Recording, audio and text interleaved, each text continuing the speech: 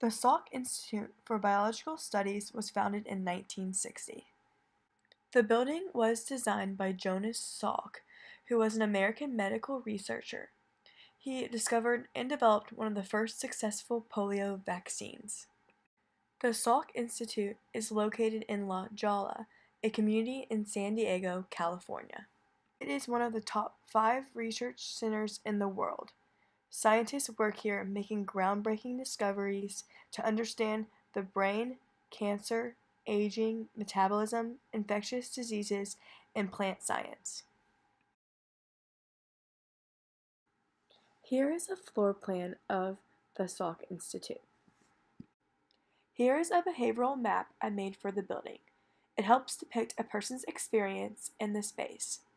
As shown, many people flood in from the main entrance. Once they are through the main entrance, they go through the courtyard to their office space.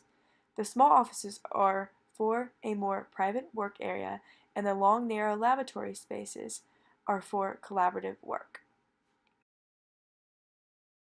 A motif seen in the design of the Salk Institute is the connection between architecture and landscape.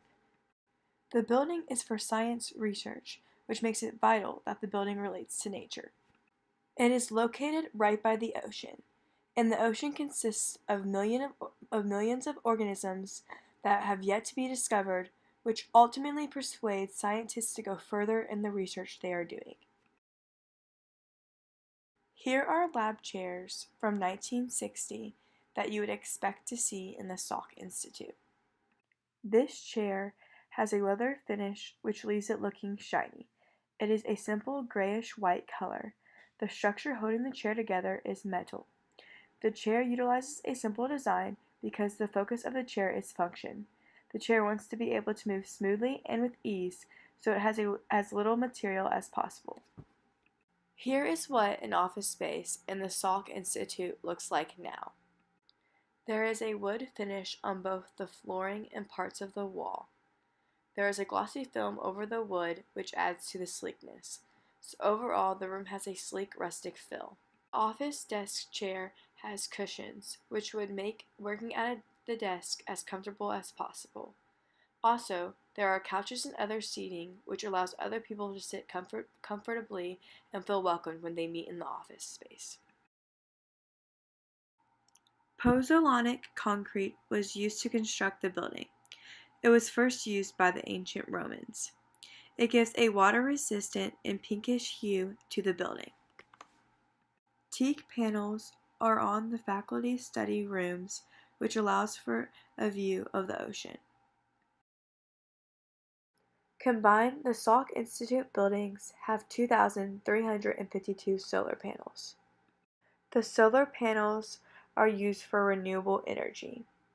There are also large glass windows on laboratory walls to provide a lot of natural light. This ultimately reduces the amount of energy used. Overall, there is an eco-friendly approach to the design of the Salk Institute. There are theories of design incorporated in the Salk Institute. I see the theme of passage and time in the Salk Institute. It is present because the buildings are linear and there is a passageway in the middle of the buildings where people can walk through.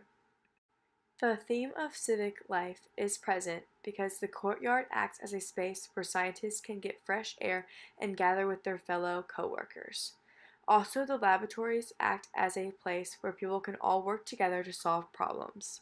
Lastly, the theory of innovation is seen in the Salk Institute. This is because the whole reason the Salk Institute was built was to spark scientific innovation and discoveries.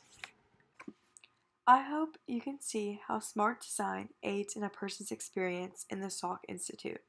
I hope the effect that finishes and furnishings have on a space are made clear in this video, especially the effect it has on the Salk Institute.